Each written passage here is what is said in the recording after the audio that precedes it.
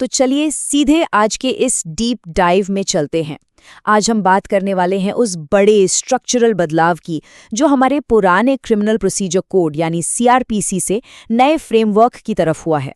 अब फटाफट हम लोग देख लेते हैं कि आखिर कौन कौन से नए सेक्शंस ऐड हुए हैं और किन पुराने प्रोविजंस को हमेशा के लिए रिपील कर दिया गया है यानी हटा दिया गया है।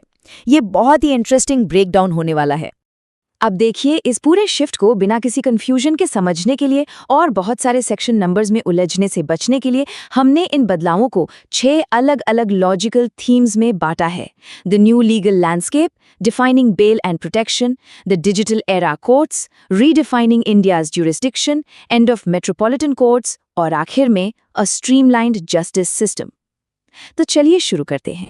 शुरुआत करते हैं हमारी पहली थीम से, the new legal landscape, modernising procedural law.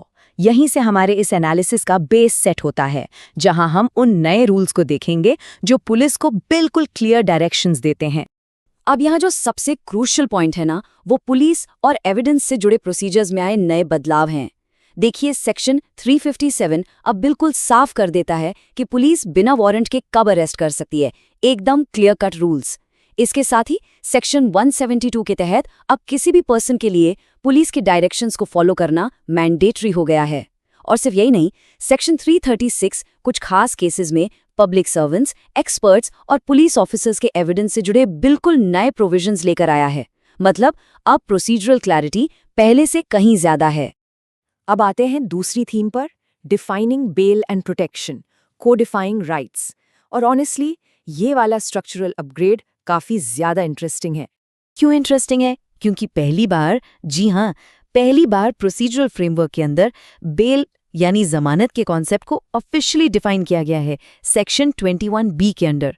सोचिए, पुराने सिस्टम में बेल की प्रॉपर डेफिनेशन ही मिसिंग थी। तो ये अपने आप में एक बहुत बड़ा मॉन्यूमेंटल शिफ्ट है।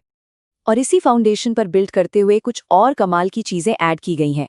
जैसे सेक्शन 21(1)D बेल बॉन्ड को डिफाइन करता है और 21(1)E बॉन्ड को। इसके अलावा एक बहुत ही जरूरी चीज, सेक्शन 398 एक formal witness protection scheme introduce करता है, जिसकी डिमांड बहुत लंबे समय से थी। साथ ही डेथ सेंटेंस केसेस में मर्सी पिटिशंस को सेक्शन 472 के जरिए फॉर्मलाइज कर दिया गया है। ये सारे एडिशंस राइट्स को बहुत अच्छे से स्ट्रक्चर करते हैं।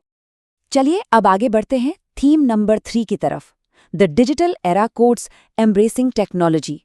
देखते हैं कि नया सिस्टम कैसे पूरी तरह से टेक इनेबल्ड हो रहा है। टेक्नोलॉजी को बिल्कुल सिस्टम के कोर में फिट कर दिया गया है।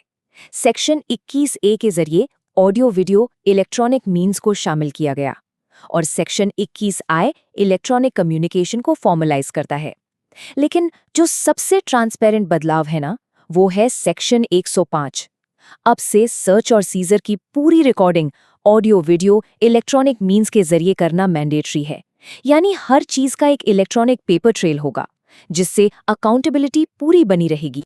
और बात सिर्फ रिकॉर्डिंग तक नहीं रुकती। सेक्शन 530 के तहत ट्रायल्स और प्रोसीडिंग्स अब पूरी तरह से इलेक्ट्रॉनिक मोड में हो सकती हैं। दूसरी बात, अगर कोई प्रोक्लेम्ड ऑफेंडर है तो सेक्शन 86 के तहत उसकी प्रॉपर्टी को बहुत आसानी से आइडेंटिफाई और अटैच किया जा सकता है और 107 के तहत अटैचमेंट, फोरफीचर और रिस्टोरेशन हो सकता है। और सबसे शानदार बात बताऊं, सेक्शन 356 कहता है कि अगर प्रोक्लेम्ड ऑफेंडर एब्सेंट भी है ना, कोर्ट नहीं आ रहा है, तो भी इंक्वायरी, ट्रायल और जजमेंट बिना रुके सीमलेसली चलते रहेंगे, काम नहीं रुकेगा।